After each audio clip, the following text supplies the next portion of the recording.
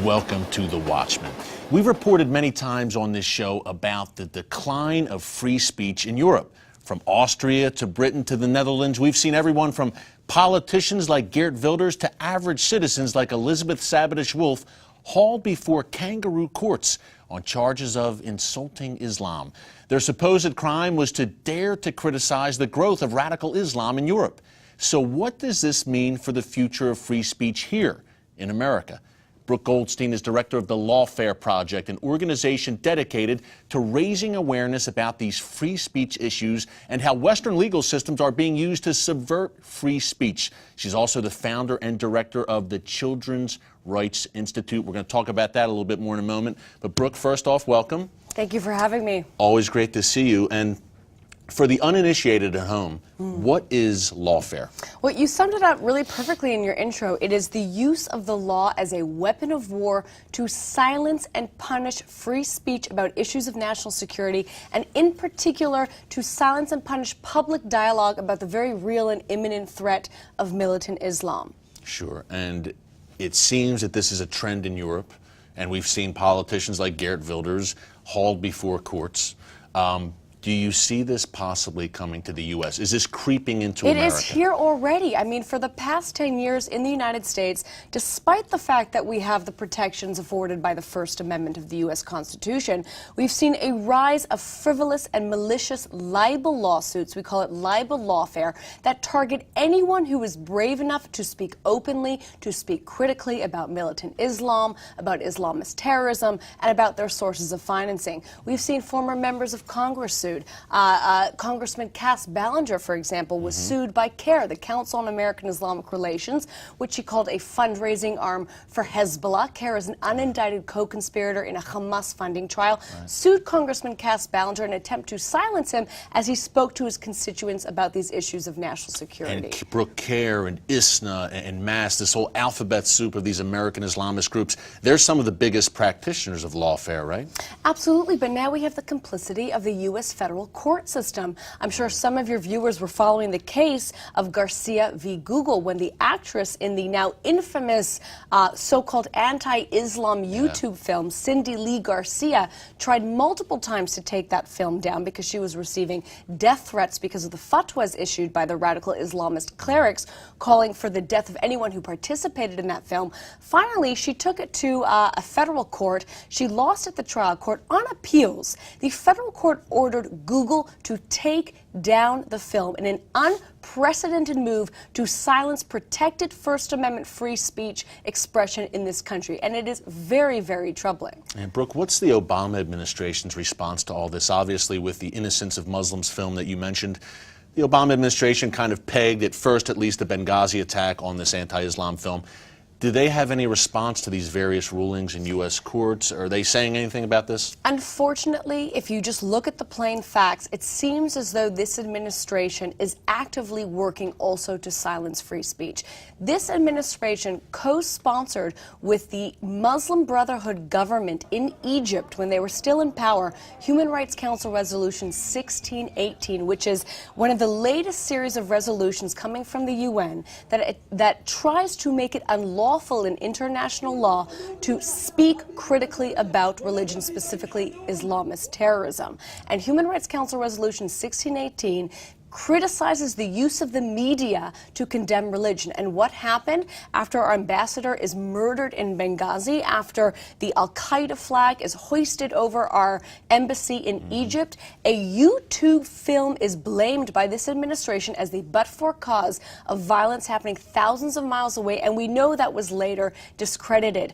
FBI officials are being fired for being Islamophobic. The word Islam and Jihad are being redacted from counterterrorism training manuals. And now you have the federal government ordering Google to take down a film that is called so-called anti-Islam film. This is a direct assault on free speech. And Brooke, a lot of people at home may not know this is happening. That's why it's great we're having this conversation. We have you on, and if things keep going the way they're going, I don't know how many more episodes you'll see of this show with this infringement on free speech. You mentioned the UN. Let's shift to your work with the Children's Rights Institute and what you're doing to expose some very, very dangerous practices by the UN. In specific, UNRWA, the United Nations Relief and Works Agency, it's a taxpayer-funded entity basically, Brooke, some of the work that you've done exposing what they're doing, they're basically inciting Palestinian school children to hate Jews. Right. We have a clip right now from a film you produced called Camp Jihad. Let's take a look at what UNRWA, an arm of the UN, is doing.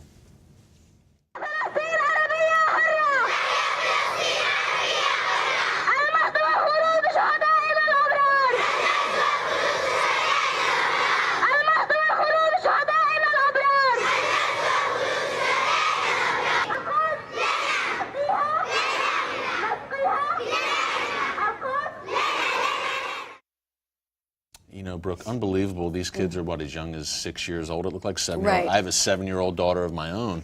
I think the obvious question is, how is this happening? An official UN arm, official UN programs, how is that happening under the UN aegis?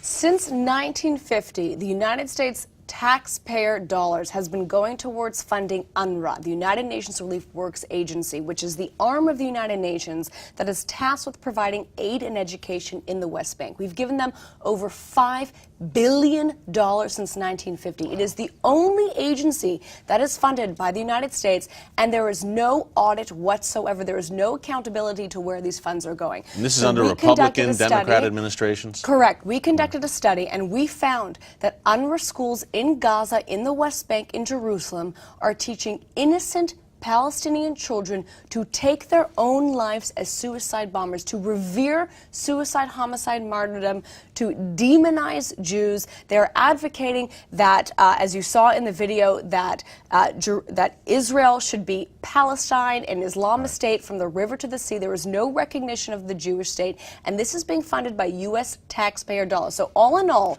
you can make the argument that our taxpayer dollars are going towards aiding and abetting the premeditated murder of Palestinian children, and even worse, Gaza schools are now run by the UNRWA schools are run by Hamas, the specially designated terrorist group. This is unlawful. Several federal laws are being violated by our continued unbridled funding of UNRWA, and it's absolutely, there's no justification whatsoever for this. You know, we were blamed for creating the Mujahideen in Afghanistan. In 10, 15 years from now, we will be blamed for educating the next generation of suicide bombers in the Palestinian context. That is exactly what is happening here. What is the UN, if anything, are they saying anything about this, Brooke? Do they have anything to say for themselves? UNRWA has outright denied that this is going on, which is why we sent experts in to film this so that you could see for yourself from the mouths of the teachers and the students exactly the type of curriculum that's being taught. We've also translated textbooks, and we've done this with the help of the Center for Near East Policy Research, and there are other organizations like Impact SE. All of the research is online, and this is, again, part and parcel of the Palestinian Authority's message that is sent through the television programs, through the schools, by the political leaders, by the religious fatwas. They revere violence. They teach children to revere suicide, homicide, martyrdom, and obviously this is not the path to peace. Yeah, and this includes obviously the Palestinian Authority, Israel's so-called partner for peace. And folks, pick up Camp Jihad. We just showed you a clip from the film, and I have to say, Brooke, your cutting-edge work in the subject matter goes way back. Your film Martyr, several years ago. I mean, Brooke has been on the ground, folks, in Palestinian areas, speaking to terrorists. So you know what's going on from firsthand experience. We appreciate it so much. And also, as an American watching this, and everyone at home watching is saying, okay, my taxpayer dollars are going to fund jihad, literally. What can we do about it, if anything? You must get in touch with your member of Congress and ask them, why has there not been an audit of UNRWA? Why is there no accountability whatsoever? The mandate to fund UNRWA is coming up for renewal this June 2014. Call your members of Congress. Ask for an audit to be written into the appropriations bill. There must be accountability, if anything, for the sake of these innocent Muslim children who are being taught, who are being subject to this type of child abuse, because really they deserve an education that teaches them to become lawyers, to become doctors, to be productive members of society. Instead, they're now being taught to become suicide, homicide bombers. And it is a crime. It's a form of child abuse. It is. It's amazing because your work on both ends, Brooke, with the Lawfare Project, with the Children's Rights Institute, it kind of dovetails together. It all kind of comes together, and the end game is bad for us. So thank God for what you're doing. Thanks so much for joining us. check out Camp Jihad, Children's Rights Institute, Lawfare Project. You see the websites on your screen. And coming up, I recently sat down with Israel's new ambassador to the United States, Ron Dermer, to discuss Iran, Christians, and much more. Stick around.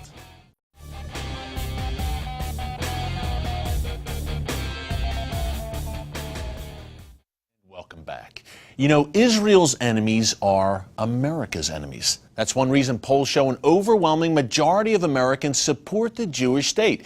With Iran now close to acquiring a nuclear weapon, that support has never been more critical. I recently sat down with Israel's new ambassador to the United States, Ron Dermer, and I discovered that he's looking to deepen his country's relationship with one of Israel's strongest allies of all, Christians. Take a look. If you think what happens in the Middle East does not affect America, think again. Iran is building ICBMs, intercontinental ballistic missiles. They're not building it for Israel. Their missiles can already reach Israel. The target, says Israel's new ambassador to the U.S., is America. How is this Iran nuclear threat not just an Israel problem? How is it a problem for America as well? Well, because we're the little Satan. To Iran, you're the great Satan. And the only thing you put on an ICBM is a nuclear warhead. That's it. And they're designed to propel and to be sent thousands of miles across the ocean to try to reach you. Ron Dermer is uniquely positioned to speak to Americans. Although an Israeli citizen, Dermer was born and raised in the United States. His father and brother both served as mayor of Miami Beach, and Dermer attended the University of Pennsylvania. My whole belief system is based on being raised in this country. You know, when I think of courage, I think of Normandy, because I was born and raised as an American. And when I think of justice, I think of Martin Luther King Jr. He moved to Israel in the 1990s and rose to become Prime Minister Benjamin Netanyahu's closest advisor. Yet Dermer told CBN News he still speaks American, a trait that will come in handy as he tries to convince Americans about Iran's true danger. Iran is the foremost sponsor of terrorism in the world. In the last 3 years alone, they have perpetrated terror attacks in 25 countries on 5 continents. You do not want to give the foremost sponsor of terrorism in the world, you don't want them anywhere close to nuclear weapons, because then you could find those weapons in a theater very close to you. According to Dermer, the only way to stop Iran's nuclear weapons program comes through crippling sanctions and a credible military threat. As Israel's ambassador, he must make that case directly to the White House. President Obama opposes new sanctions and is committed to dialogue and diplomacy with the Iranian regime. The only way that this regime in Iran will give up their nuclear weapons program is if they're faced between a choice of the survival of the regime and the weapons program. If that's the choice that Iran faces, then they'll give up the program. If they don't face that choice, they will not give up the program. In facing Iran and other threats, Dermer says Israel has no greater ally than American Christians. How important is that Christian support as we move into some pretty perilous times? I believe that the Christian community of the United States, the tens of millions of Christians, of evangelical Christians throughout this country, can stand shoulder to shoulder with Israel, beat back any attempts to delegitimize, to libel, to malign Israel. That's one reason Ambassador Dermer says he's looking to strengthen that partnership. I think in the relationship between Christians and the State of Israel, we have only scratched the surface. There's a lot more to come. Up next, the latest on the Middle East from a leading Israeli intelligence insider. You want to stick around for this, don't move.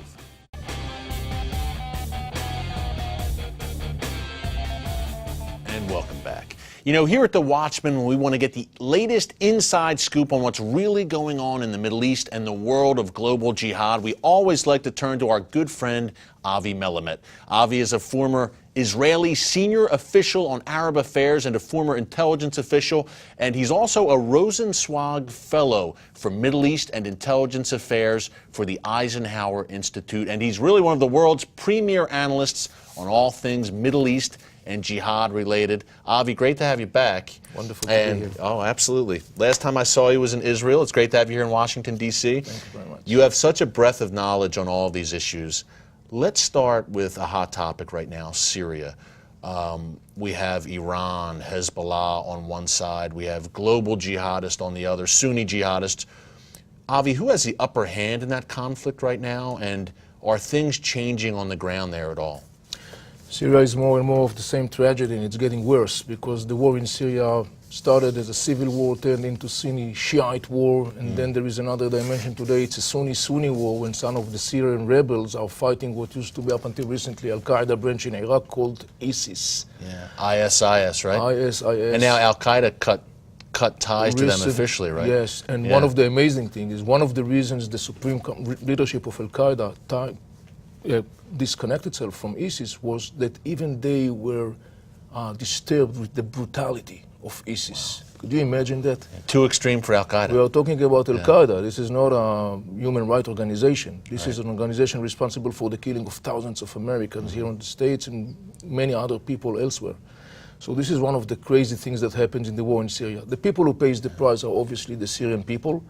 Right, one of the major centers for the battles is taking place in a place called Al-Kalamun Mountain. It's a mountainous ridge which is basically parallel to the Syrian-Lebanese border. The Hezbollah is involved, Iraqi Shiite militias are involved, the Iranian forces are involved. They are basically the major pillar that today holds Assad in power. Right. There is a tough fight going over there. There are incoming reports that Hezbollah sustains dozens, if not hundreds, of fatalities. We have to take these reports very cautiously, but it's obvious that there is a very fierce fight going on over there, especially in a place called Al-Yabrud. And basically, it's more of the same in different parts of Syria. And the Syrian people in the end are paying this enormous price, and also some of the surrounding armies. What we have today is like at least 150,000 fatalities in Syria. Many of them are kids, women, old people. Inside Syria, we have today like 5, even more million refugees inside Syria. Outside Syria today, we have an influx of like 2.5, maybe 3 million people, Syrians. By the way, one of the ramifications is that they have a massive influx of something like 1 million Syrian at least, making their way into Lebanon. And one of the things is that refugees. Yes, and they are changing the demographic fabric of Lebanon because most of them are Sunnis. Yes. And the Hezbollah in Lebanon, which is Shiite, is enormously disturbed with that process. But in fact, there is nothing you can do about it because the influx is continuing. You know, Avi, a lot of Americans obviously are interested in what's going on in Iraq. And you mentioned Iraqi Shia militias helping Assad. We expended a lot of blood and treasure there, did the United States. How are events in Iraq kind of disintegrating in Western Iraq and affecting what's going on in Syria? It's interesting because for the last couple of months, there are clashes going on in the western part of Iraq, Al-Anbar district, which is the biggest one. It's predominantly Sunni. The Anbar Awakening. Exactly, 2 million people. ISIS, what used to be up until recently Al-Qaeda branch in Iraq, is basically taking over in some of these places in Al-Anbar, another place called Ramadi, or part of this city called Ramadi. What's the interesting thing is to see that there is a different factors involved in the fight. You have ISIS, Sunni tribes, they are fighting one against the other. Simultaneously, they are fighting the Iraqi predominantly Shiite government headed by Nouri al-Maliki.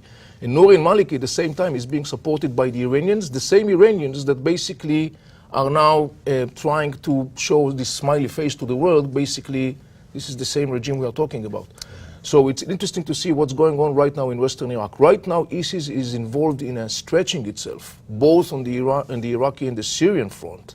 And one of the questions that I'm asking myself, for how long they will be able really to keep on holding their positions on the ground, both in Syria and Iraq. There are signs coming in that basically ISIS is starting to pull back from some of the places, mostly in Syria, trying to reorganize itself. One of the things is, of course, following the announcement made by Al-Qaeda that it is basically detaching himself from ISIS. By the way, many Arab analysts wonder how come ISIS, that at the most, let's say it's a couple of thousands of militants, well equipped, of course, but yet, how come the Iraqi 1 million soldier army cannot really defeat them? Some Arab analysts basically wonders what's the Iraqi government game is. Yeah, I think a lot of Americans are wondering that too, Avi. We have about 30 seconds left before we hit the break, but real quick, this Cold War that's developing among different Arab states, the Saudis just designated the Muslim Brotherhood a terrorist organization. They're at loggerheads with Qatar. What's going on there? The Saudis are fed up with the Qatar too much independent foreign policy. The Qataris all the time were basically bragging, sort of speaking, the Saudis, trying to offer an alternative to the Saudi domination. And apparently the Qatari didn't take some of the hints coming from Saudi Arabia. One of the major reasons is the presence of Yusuf al-Qaradawi, which is one of the most well-known Sunni preacher in the world. The Muslim Brotherhood spiritual leader. That is correct. He's located in Qatar. Recently, he was just unleashing on the Saudis, the Bahrains, Egypt, and so forth. At some point, I guess the Saudis says, enough is enough, guys. Another thing, by the way, is the fact that the Qataris have been smiling somewhat to the Iranians and the Hezbollah. Yes, in addition to the Muslim Brotherhood. Qatar, a tiny country, but having some influence there. We're going to wrap here, Avi. We'll come back with you after the break. Stay tuned. Much more with Avi Melamed. Don't move. And welcome back. We're wrapping up with intelligence and Middle East expert Avi Melamed. Avi, so much going on in the Middle East. You're there. You're at the forefront. But as an Israeli looking here to the U.S., what do you think of U.S. policies right now in the Middle East? Many analysts in the Arab world and senior media people basically perceive the U.S. as a declining force. Many people today in the Arab world are watching very closely to see the Ukraine scene in order to understand how does it impact or what does it say more about the U.S. policy. Without negating the magnitude of the challenges, and there are serious challenges in the context of the Middle East, you don't have one policy that fits them all. But I think that there is something into this discontent and the criticism on the U.S. policy. You can't, at the end of the day, you can't ignore the fact that the American intelligence is engaged today with questioning himself, how did the American intelligence fail to see so many things coming up? The answer for that, roughly speaking, to put it, it's because of concepts that were imprinted and embedded in people's minds and hearts right here in the States in the last generation. There are 4 major circles that basically shape policy: media, academia, NGOs, and business. Right. And there was a closed loop of narratives and concepts that were imprinted by organizations or individuals that have been perceived to be as sources of knowledge. Yeah. And these narratives have been perceived as if they are facts and they are reality, which was not the case. Yeah. And the policy that was built mostly by this current administration based upon these narratives turned out to be an irrelevant policy because it's not matching the reality. Yeah, much to our detriment, to Israel's detriment, unfortunately. Avi, thank you so much for joining us. Check out his work. Thank you. AviMelamed.com, also the Eisenhower Institute.